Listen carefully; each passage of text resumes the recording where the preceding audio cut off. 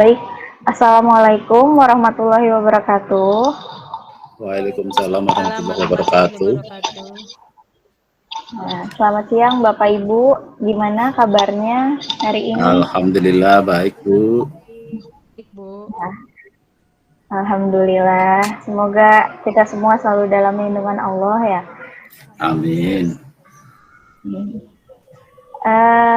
Baik, hari ini saya akan memaparkan materi mengenai pembelajaran berbasis proyek ya. Sebelumnya saya ingin menampilkan PowerPoint dari saya.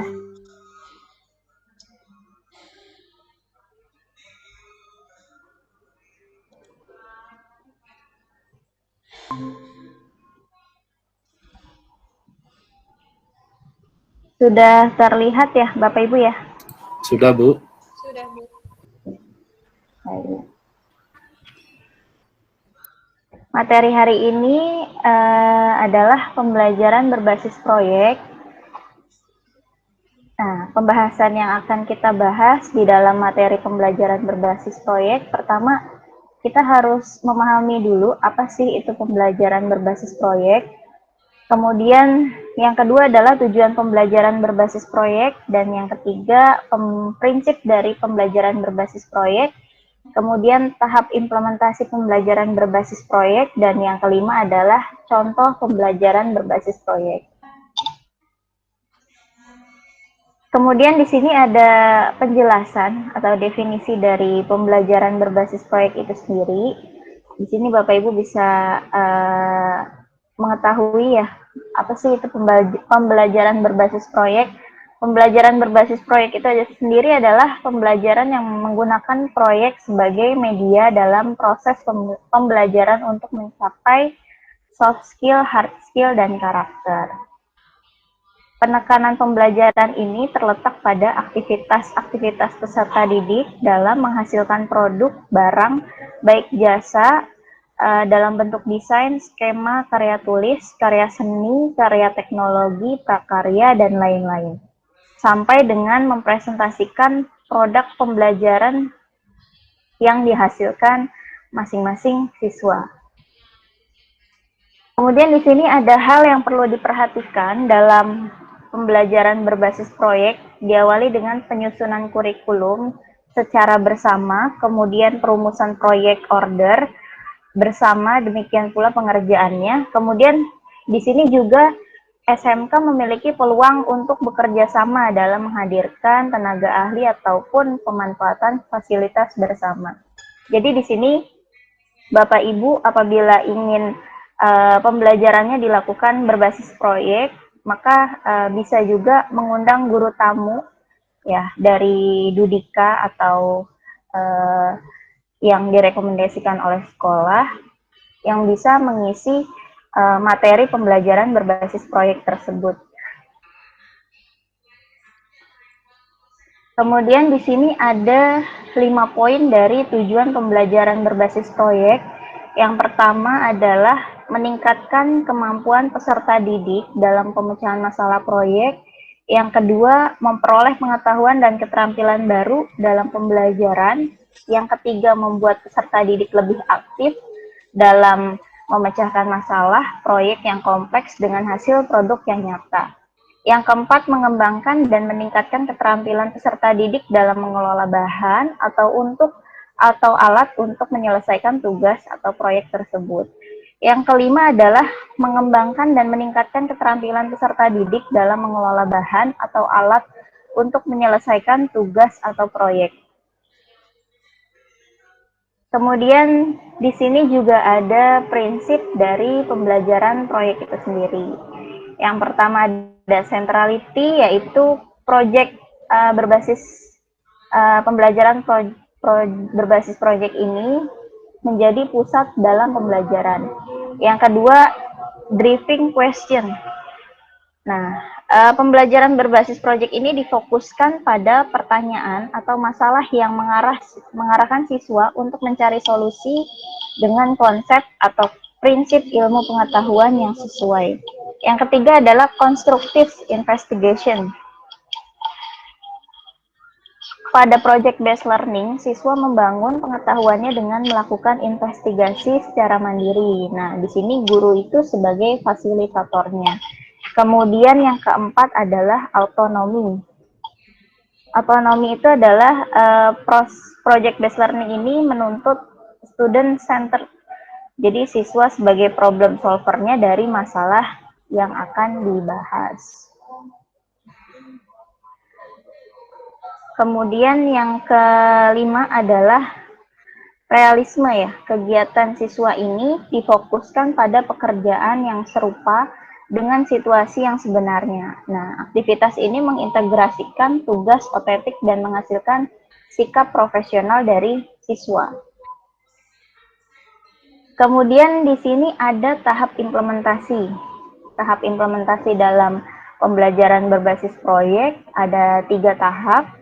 Yang pertama adalah tahap perencanaan, yang kedua tahap pelaksanaan, yang ketiga tahap evaluasi. Nah, pasti di sini Bapak Ibu juga sudah familiar ya, dan mungkin sudah ada beberapa yang mengaplikasikan pembelajaran berbasis proyek ini dan melalui tahap-tahap tersebut. Di sini tahap perencanaan itu sama halnya dimulai dari merumuskan tujuan pembelajaran proyek tersebut, kemudian siswanya menganalisis, kemudian merumuskan strategi pembelajaran, membuat lembar kerja, merancang kebutuhan sumber belajar, dan merancang alat evaluasi. Kemudian yang kedua tahap pelaksanaan. Tahap pelaksanaan itu dimulai dari mempersiapkan sumber belajar yang diperlukan, kemudian menjelaskan tugas proyek dan gambar kerja, kemudian mengelompokkan siswa sesuai dengan tugasnya masing-masing. Jadi dalam pembelajaran berbasis proyek ini, siswa dituntut untuk dapat saling bekerja sama secara tim ya Bapak Ibu, atau juga bisa secara mandiri. Nah, tahap evaluasi ini tahap yang dilakukan untuk mengetahui seberapa jauh tujuan pembelajaran praktik siswa tersebut dapat tercapai dan guru harus melakukan evaluasi tersebut. Tujuan pembelajaran evaluasi harus dilakukan sesuai dengan prosedur evaluasi yang benar. Jadi seperti itu Bapak Ibu pemaparan mengenai pembelajaran berbasis proyek ya. Ada yang ingin ditanyakan Bapak Ibu untuk materi pembelajaran berbasis proyek? Saya Bu. Baik Bu Pia, silakan Bu Pia. Bu, dari pemaparan yang sudah Ibu sampaikan, saya meminta untuk Ibu memberikan contoh yang real. Pembelajaran berbasis proyek yang bisa diterapkan di sekolah itu yang seperti apa, Bu? Terima kasih. Baik Bu Pia, terima kasih atas pertanyaannya yang bagus ini ya. Contoh real dari pembelajaran berbasis proyek untuk pembelajaran SIMDIK ya khususnya itu kalau untuk di informatika sendiri kita kan lebih ke jasa ya Bu. Jadi bisa anak-anak itu dilakukan pembelajaran berbasis proyeknya berupa jasa pembuatan video atau jasa editing video.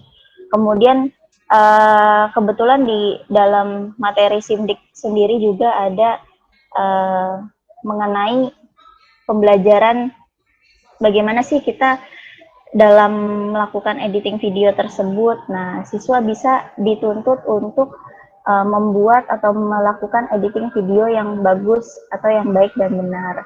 Kemudian selain jasa editing video, siswa juga bisa membuat jasa pembuatan CV atau lamaran pekerjaan. Nah, selain itu, kalau misalnya di sekolah Bapak Ibu ada kegiatan kewirausahaan ya yang menghasilkan produk baik itu barang gitu, itu bisa siswa-siswa yang dikaitkan dengan mata pelajaran SIMDIK ini siswa tersebut nanti bisa diarahkan untuk memegang dari admin e-commerce gitu Bu. Jadi Bapak Ibu nanti ketika memang memiliki hasil kreativitas dari kewirausahaan seperti produk, nah itu nanti bisa dilakukan penjualan secara online melalui marketplace. Nah, nanti anak-anak untuk materi SIMDIK atau pembelajaran berbasis proyek SIMDIK ini, anak-anak bisa dituntut untuk melakukan penjualan secara online melalui marketplace seperti Shopee, Tokopedia, Bukalapak, dan lain sebagainya. Nah, nanti si anak ini menjadi jasa sebagai admin marketplace atau e-commerce Bapak Ibu. Seperti itu. Jadi tadi bisa sebagai jasa membuat jasa video editing, kemudian jasa membuat lamaran ya, pengetikan. Kemudian yang terakhir adalah jasa menjadi admin dari marketplace. Seperti itu Bapak Ibu yang bisa saya berikan contohnya. Terima kasih Bu. Gimana Bu Pia? Terima kasih Ya. Bu. Ya, sama-sama Bu Pia. Baik Bapak Ibu, di tadi yang sudah saya jelaskan ada prinsip-prinsip pembelajaran berbasis proyek. Ya, ada 5 prinsip pembelajaran berbasis proyek. Kira-kira dari Bapak Ibu ada yang bisa menyebutkan kembali ya 5 prinsip tersebut? Boleh izin menjawab Ibu? Ya, silakan Bu Yani. Untuk prinsip pembelajaran berbasis proyek, kalau nggak salah ya Bu ya, kalau misalnya ada yang salah tolong koreksi. Iya, siap Bu. Ada centrality. Ya, betul. Dan yang kedua tadi itu driving question ya Bu ya? Iya, betul Bu. Ya, yang ketiga ada constructive investigation. Empat Ya. autonomy, dan kelima realism. Ya. Ya, betul Bu. Ya, terima kasih Bu atas jawabannya, sangat betul sekali. Sama-sama Bu. Ya. Baik, itu saja yang bisa saya paparkan Bapak Ibu untuk penjelasan mengenai materi pembelajaran berbasis proyek. Sampai sini ada yang ingin ditanyakan lagi Bapak Ibu? Sudah cukup Bu. Ya. Baik, itu saja Bapak Ibu. Terima kasih. Wassalamualaikum warahmatullahi wabarakatuh. Waalaikumsalam warahmatullahi wabarakatuh.